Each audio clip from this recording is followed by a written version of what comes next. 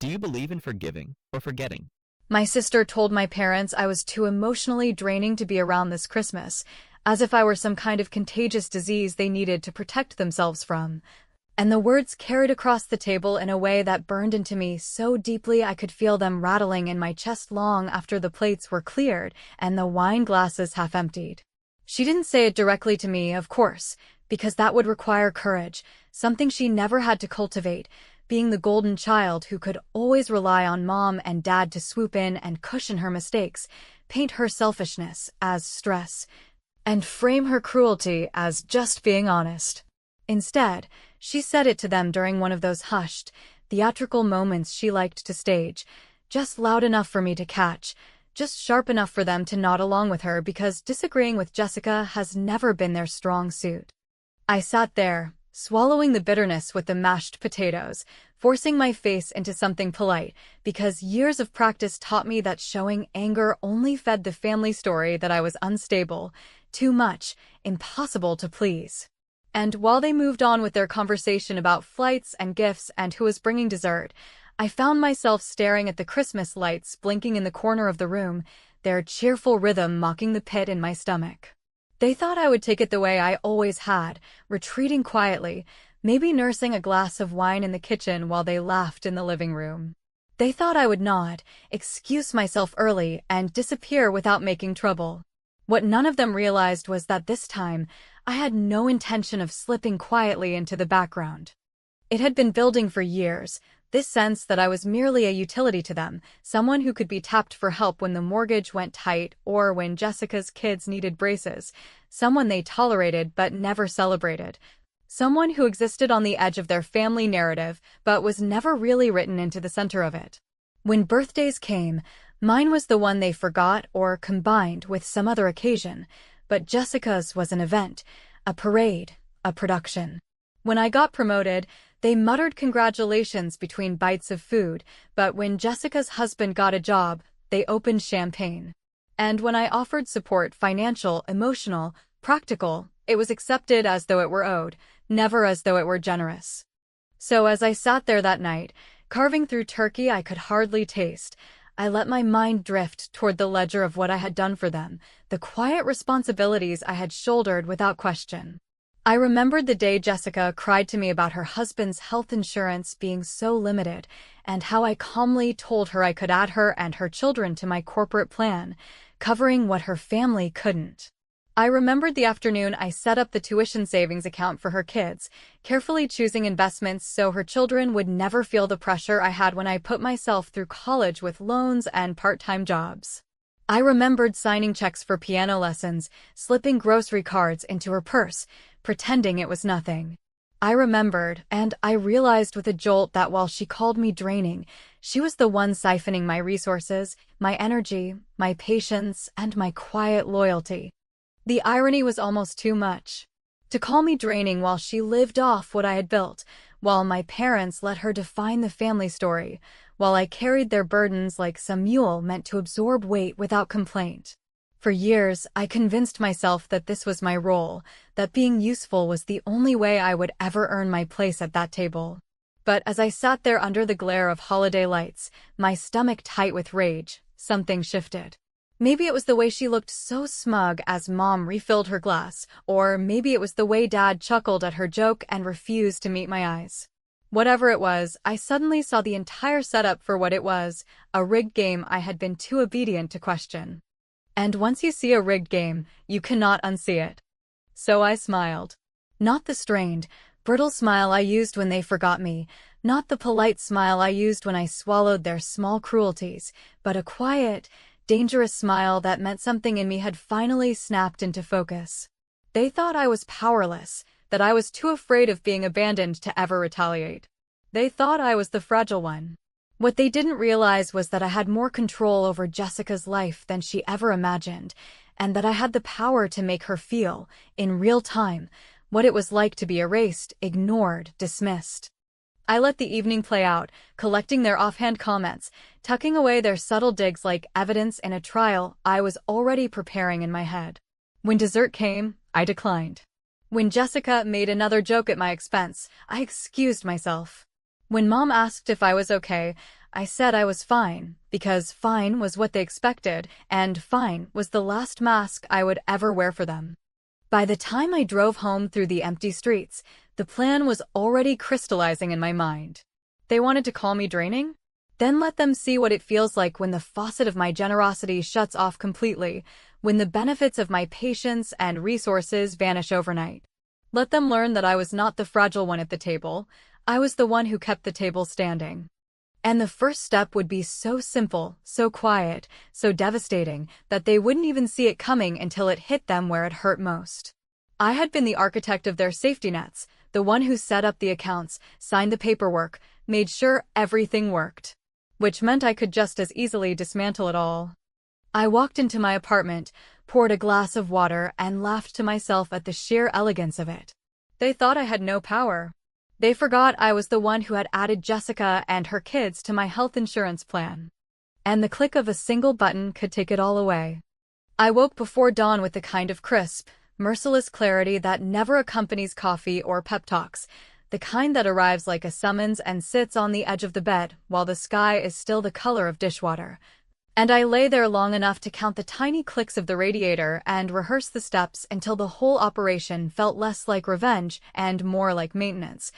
Like taking out a bag of trash that had started to smell and pretending it was a ritual of self-care rather than a quiet act of demolition. I showered, dressed, tied my hair back with the confidence I reserved for mornings when I needed to appear reassuringly dull, and drove to the office through streets that glistened with leftover rain, telling myself that steady hands do not shake when they hold the lever that everyone else forgot you were qualified to pull. The building's lobby smelled like floor cleaner and the ghost of burnt toast from the cafe downstairs, a weekday perfume that sounded like clearance forms and onboarding packets.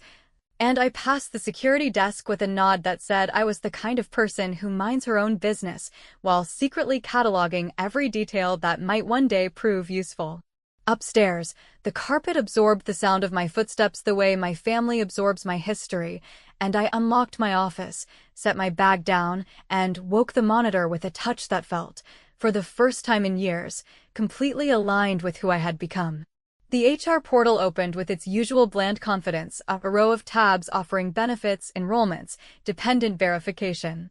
And it struck me as darkly funny that a page designed to help people feel safe could also function like a guillotine when navigated by someone who finally understands her own authority.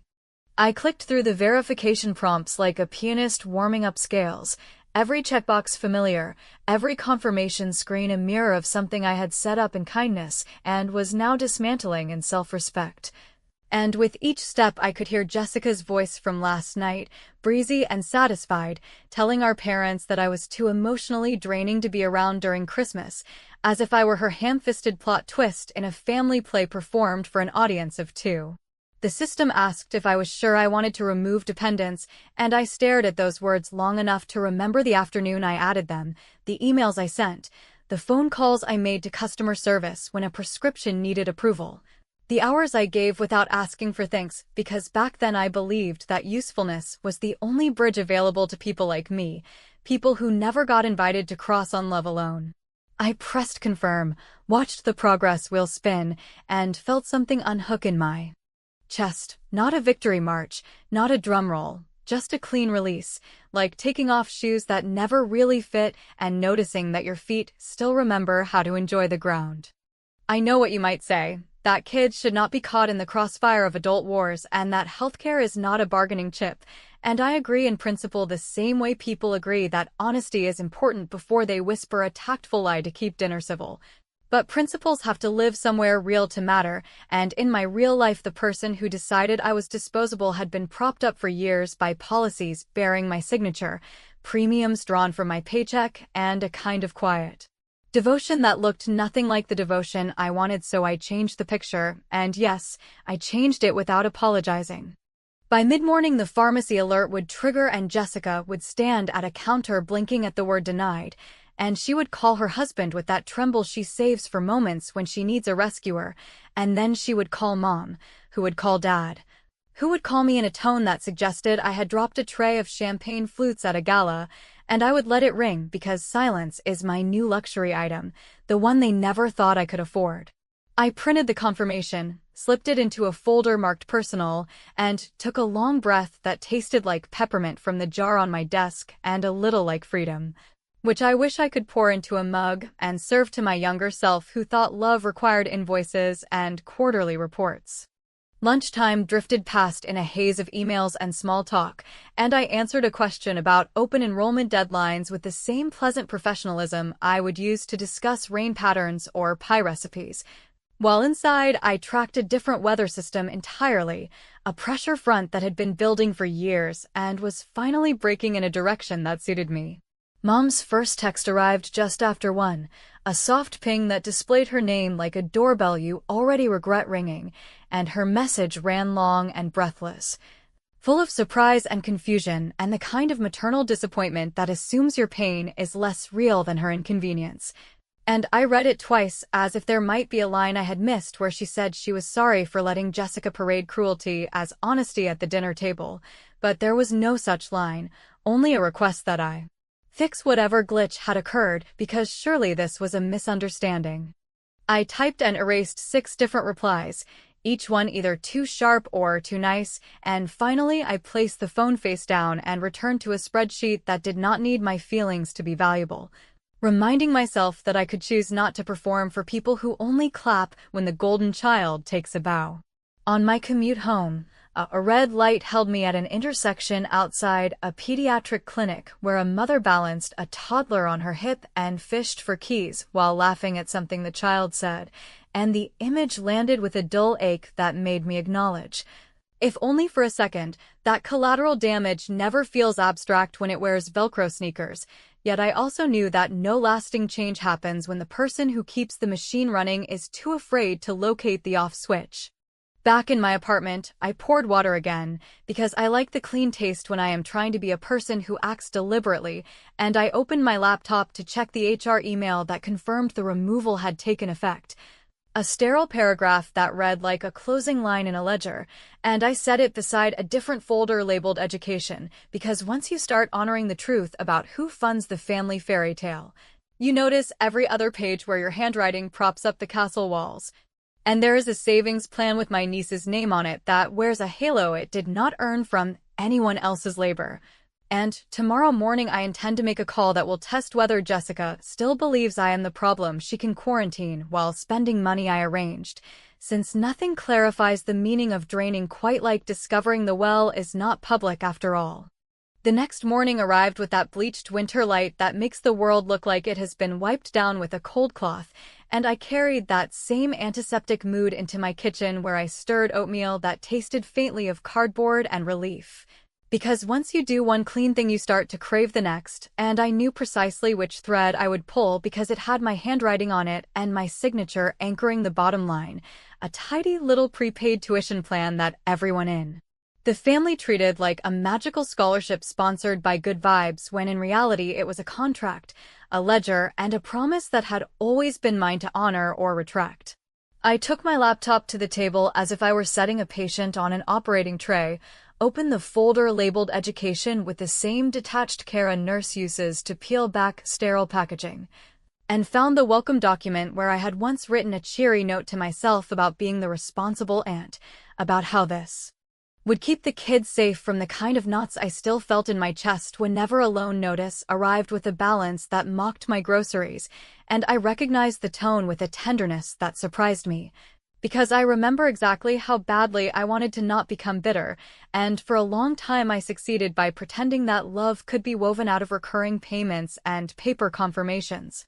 The customer service line picked up with the warm script of a person trained to soothe panic, and I almost laughed. Not because any of this was funny, but because there is something genuinely strange about dismantling an altar while a stranger named Valerie tells you she hopes your day is going well. And I thanked her with the pleasant calm of a person ordering lunch while a hurricane rearranges a county,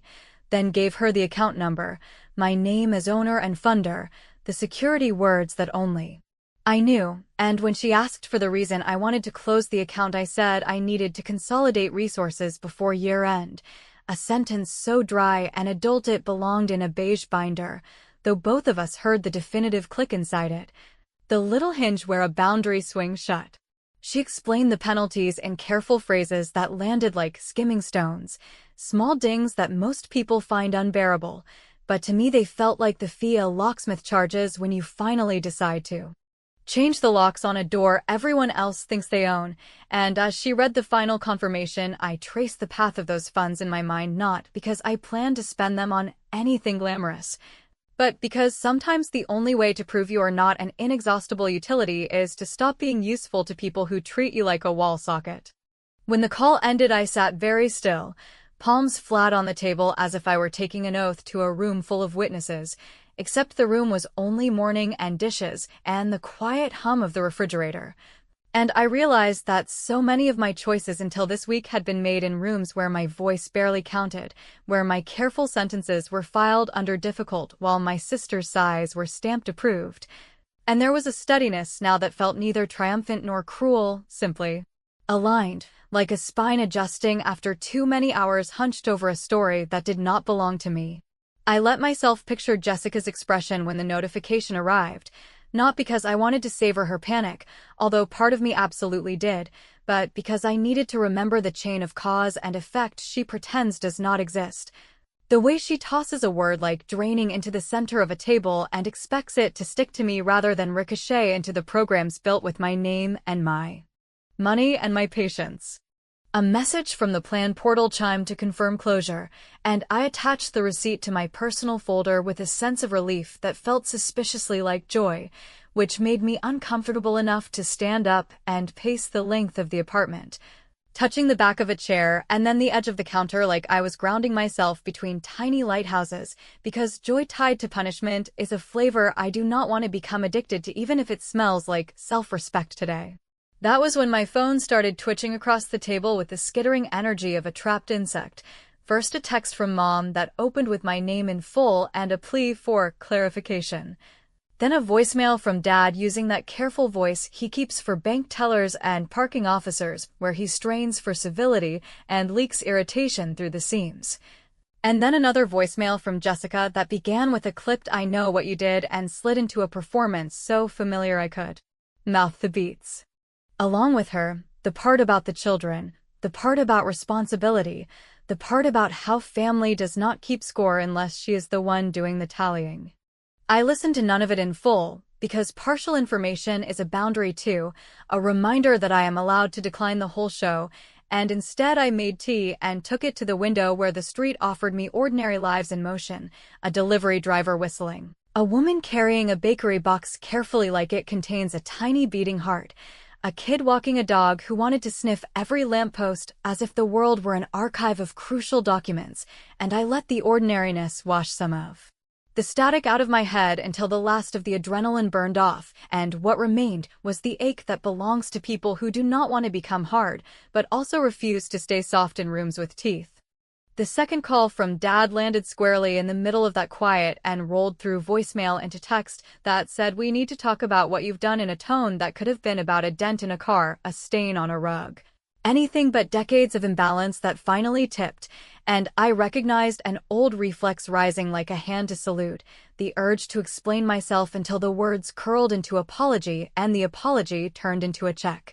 And I told that reflex to sit down because it has been running my life since I could tie my shoes, and because explanation without listening is just a longer route to the same dismissal. I put the phone on airplane mode, not as a flourish, but as a pause that belonged to me, then opened my email to find a new message from the tuition plan that included a final disbursement notice and a line inviting feedback on my customer experience. And the irony nearly made me laugh out loud, because feedback is exactly what I have been delivering, only in a language my family finally understands. By late afternoon, a cousin sent a brave little text asking if I was okay and whether I knew that Jessica was upset, and the word floated in front of my eyes like a theater prop too big for the scene. Because upset is the stage word for the emotion that tramples everyone else while insisting on a standing ovation, and I typed back that I was fine and that I wished everyone a calm weekend. Then deleted the draft, because I do not owe the chorus an aside while the play is still in motion. I shut the laptop, pressed my forehead against the cool window, and felt the strange blend of steadiness and sorrow that comes when you move a boundary and watch your old life react like water pushed away by a hole. And it was in that hush, right as the sunset scraped a pink line across the buildings, that my inbox pinged with 3 new subject lines that might as well have been the titles of acts in a final showdown. From Mom, from Dad, please answer, stacked like a countdown I had no intention of stopping, even though some old, loyal part of me still reached for the break. I sat at my kitchen table and stared at the stack of messages, as if they were museum plaques describing a familiar exhibit of excuses and selective memory. And while the kettle rattled softly like a nervous stagehand behind a curtain, I opened Mom's first email and found a gentle hurricane of concern arranged into long paragraphs that managed to sound like comfort while slipping in the old suggestion that I had overreacted, that the season asked for grace, that the children should never be involved in disagreements between adults, and in the space between those careful lines I could see the outline of the part she expected me to play: the reliable daughter who apologizes gracefully, restores the funds quietly, reinstates the insurance politely, and arrives on Christmas Eve with a cranberry tart and a grin that says none of this happened. I read Dad's message next and met the familiar attorney tone that always made me feel like a faulty appliance being evaluated for warranty coverage, complete with phrases about family governance and precedent and how decisions of this magnitude ought to be discussed in a calm setting, which sounded sensible if you ignored the decades of unspoken decisions that had quietly positioned my labor as a resource and my feelings as an inconvenience. And by the time I reached Jessica's message, which began with a performance of bruised innocence and swerved into accusation with the agility of a sports car driven by someone who has never paid for her own gas, I felt the strange calm of a person who finally knows what she will and will not do. I brewed tea strong enough to stand a spoon and carried it to the couch like a small ritual, then set my phone on the coffee table and began drafting a reply that would not be sent, a private speech made of sentences I needed to say where no one could interrupt. And I wrote that I was done donating my piece to the same carousel of apologies that never rotates in my direction, that I had honored responsibilities that were never meant to be mine until the weight bent my spine into a shape that embarrassed even me, and that the relief I felt this week might be uncomfortable to watch, but was not a symptom of cruelty. It was the pulse of someone who had found her own heartbeat after years of borrowing someone else's. I deleted the draft because nothing I wrote would be read in the language I intended, then opened the family group chat where an assortment of cousins and aunts were already stirring the pot with cautious spoons, and I watched 3 dots bloom and vanish as people practiced bravery and then remembered Christmas photos. I scrolled to the top of the thread and let the history flash past, birthdays celebrated and schedules arranged, and a parade of small requests that had landed in my lap because I was the one who answered quickly. And I thought about how speed becomes identity for women like me until the only time we slow down is when something breaks, so I decided to break something I could live without. I muted the thread first, a small mercy for myself, then I opened Jessica's contact card and studied the cheerful photo she chose, a shot where she is wearing a hat and laughing like a travel commercial, and I remembered the day we took it. The way she had been late and blamed traffic, and then borrowed my lipstick and never returned it, and the memory hit me as both fond and infuriating in the way family memories tend to do, so I pressed the block option with the deliberate gravity of a notary, stamping a seal, and when the phone asked if I was sure, I breathed in until my ribs felt wide enough to hold a new life, and then confirmed without ceremony. I blocked Dad next because I knew that the legal tone would soon graduate into logistical pressure, which always sounded reasonable and always ended with me writing a check, and then I blocked the family group because muting is a bandage while blocking is a suture. And I was done with slow bleeding. I sat there in the quiet apartment and waited for guilt to crash through the door like a SWAT team, but what arrived instead was a steadier silence that felt less like punishment and more like a room where the air belonged to me. And I realized that all those years I had been so afraid of being the one who left the table that I forgot I could simply refuse to be the table.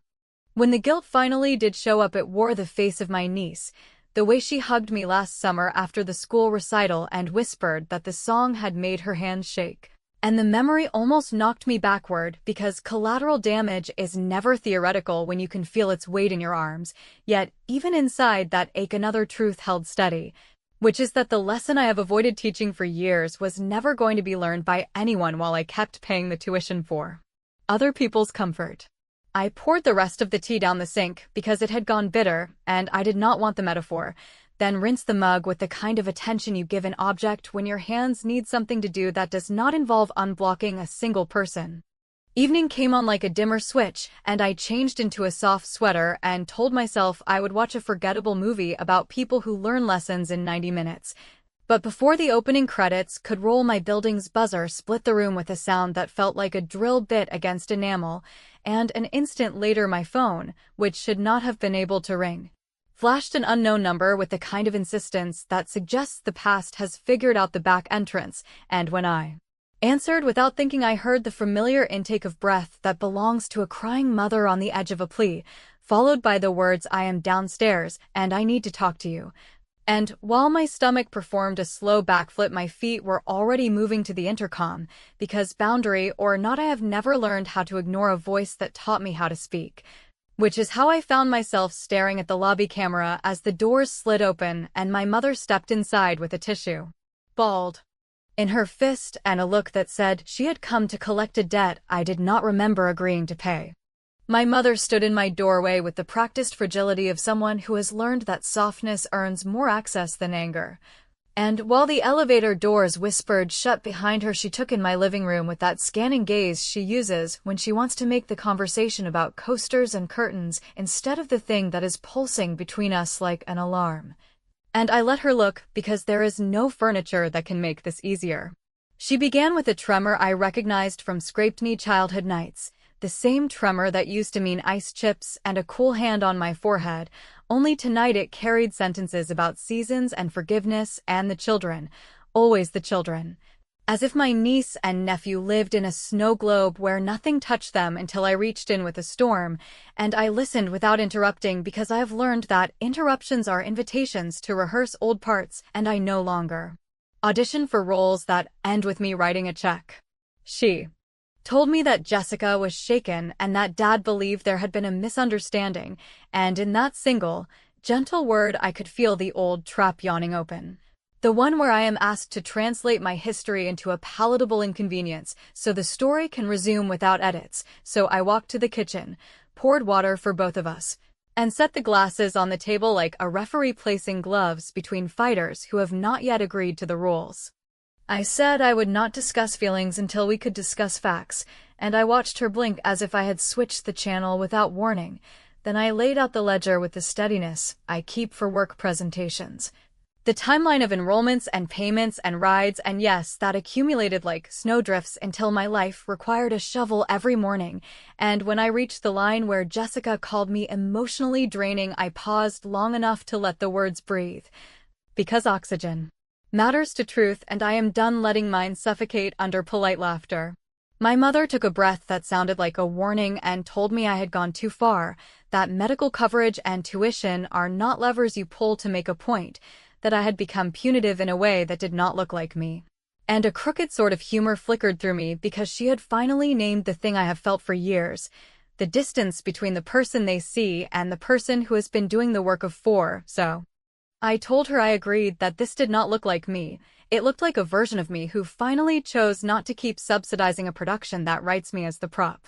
She cried then, not theatrically, just the slow, tired crying of someone who has lived a long time with a script that keeps collapsing, and I felt that dangerous tug in my chest, the urge to hand her absolution like a warm towel. So I reached instead for the folder I had placed on the coffee table before she arrived, a thin stack labeled boundaries that held the most unromantic gift I have ever made.